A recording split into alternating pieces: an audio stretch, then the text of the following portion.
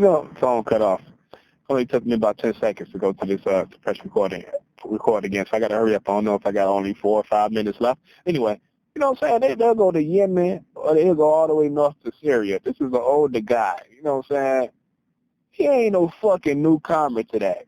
I don't think he was worn out and tired and exhausted just for making a journey. To me, that says he was really draining his fucking cognition, trying to go on his bag.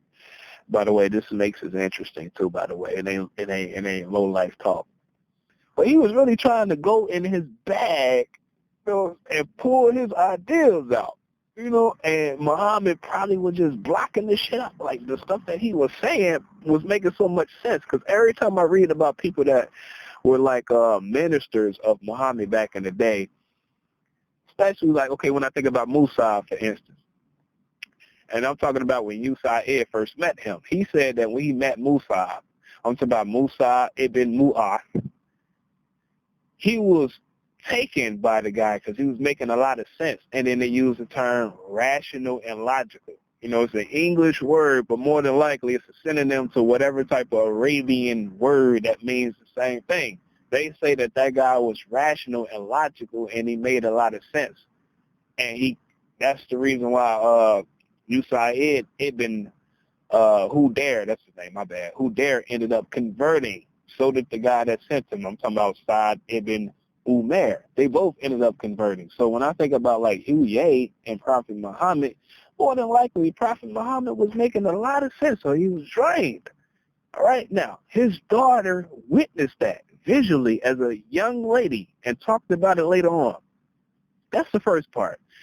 Okay, now you got the Battle of Al-Khandaq. Her father ended up getting captured. She did not, because she stayed in Khaibar. She didn't join her brother and her father, but, she probably was too young anyway, because when she married Muhammad, she was 17 years old. But still, her father and her brother both got executed under the orders of Muhammad. And not only that, when they finally made it to Khaibar, and they basically took over that oasis, her husband got killed. See how fucking weird that is? Got killed by the same people that killed both her father and her brother. Yeah, she's pretty based on the description of her, from people that lived at that time, you know what I'm saying? Which I do think is true, just like I do think that Az-Zubair more than likely was dark-skinned. Not saying he was African, but he probably was dark-skinned.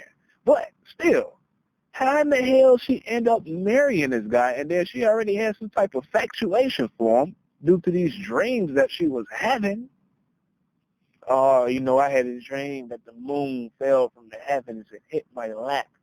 And that's some type of mystical sign that, I really want to marry Muhammad, or I'm supposed to. And then she ended up becoming one of his wives. And more than likely, she confided in him a lot.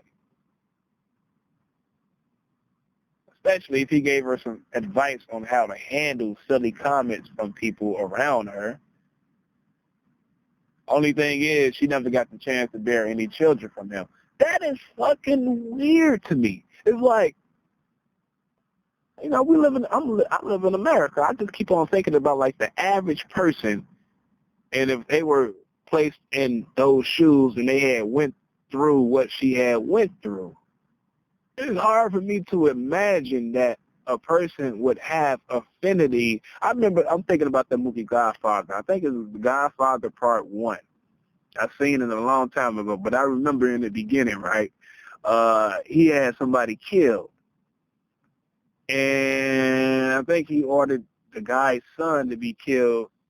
And I remember the Godfather told the son, he said, look, I got to have you killed because you're going to grow up one day and you're going to be a strong man, and then you're going to come after me. Makes sense, right? So when I'm thinking about Huye, or not Huye, but Sophia bint Huye, I don't understand how she didn't grow up and harness some type of hatred toward Muhammad. I mean, again, unless I want to come up with a conspiracy theory, which I don't think it'll logically last. It might make sense initially, but I already could see so many ways why it won't last. I mean, I could be like, well, you know what? Maybe she's the person that poisoned Muhammad, but I'm not going to say why it's not going to last, but I could see why that wouldn't really hold up too long. You know what I'm saying? But I just don't understand, like, why the fuck? Like, this man, it's fucking weird. I don't get it. How the hell you end up?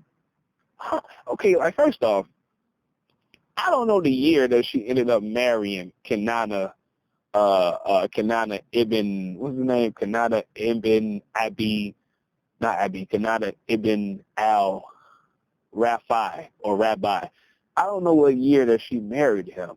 But, you know, she had this dream supposedly before she ended up meeting Muhammad in 620, well, not meeting him, but, you know, I guess before this whole conflict occurred in 628.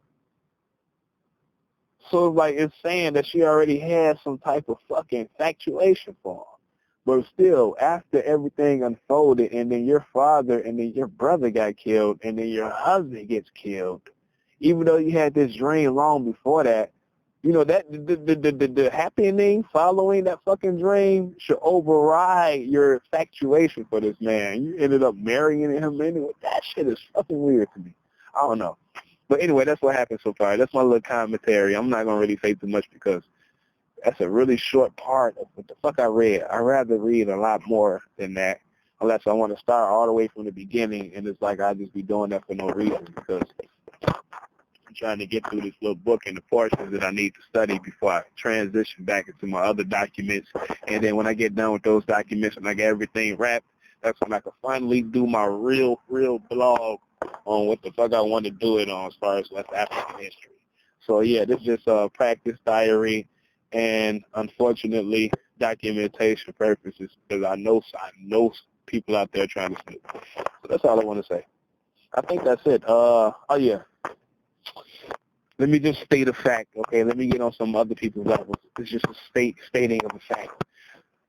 The little dream that she had, based on what I read, Sufism, which is a branch of Islamic religion. I do know about that. And, you know, it's like a mystical branch. Oh, yeah, by the way, Muhammad and her father did have public debates following their first meeting. And they would talk about, like, mystical writings and the interpretations of them. That shit lit a light bulb in my head. I can't wait to get my hands on those and see what in mystical writings are they talking about. But anyway, yeah. People supposedly reference that anecdote, that experience that she talked about as far as the dream that she had. And, you know, like I say, she conveyed that to her husband, Kenana, and he stole off. He fired on her for that. You know, obviously he was very, very fucking insulted by that. So he stole off her. Anyway, yeah, I guess that's about it. That's all I got to say so far. June the 4th, 1:02 a.m. I hate the fact that I feel like people are snooping, but, you know, I just got to throw that in there and save for my shit. And then put this on my YouTube page as, like, rough draft videos or audio, not for the fucking public, for retention purposes. All right.